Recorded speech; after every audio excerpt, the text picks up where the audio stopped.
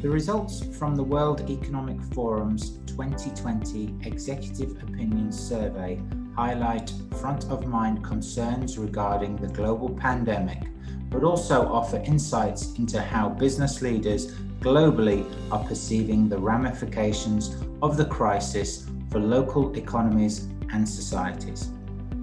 Economic risks continue to dominate the risk landscape in the Middle East and North Africa, with energy price shocks, fiscal crises, unmanageable inflation, and asset bubble remaining serious concerns for executives. Apart from the expected rise in the risk of spread of infectious diseases, technological risks also gain traction. Cyber attacks increased by 3 spots to become the 5th most serious concern, and was joined in the top 10 by the risk of the misuse of technologies, a growing recognition similar to other major markets. Cyber attacks ranked in the top 3 for major economies such as the UAE and Saudi Arabia.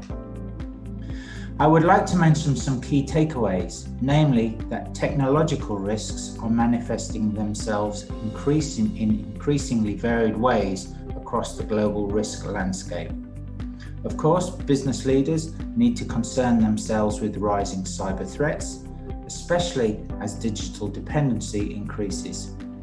However, they also increasingly need to anticipate how advanced technologies may be misused in different ways and acknowledge their role in supporting the rise in misinformation that is increasingly polarizing and contributing to a more volatile business environment. Secondly, rebuilding resilience to systemic shocks will require significant funding, international cooperation, and greater social cohesion. The UAE is well placed to achieve this as businesses adapt their operating and business models. With greater fragility and complexity, organizations need to take a fresh approach to managing risk. They need to look at risk through a different lens than in the past and potentially build muscles that they haven't focused on before.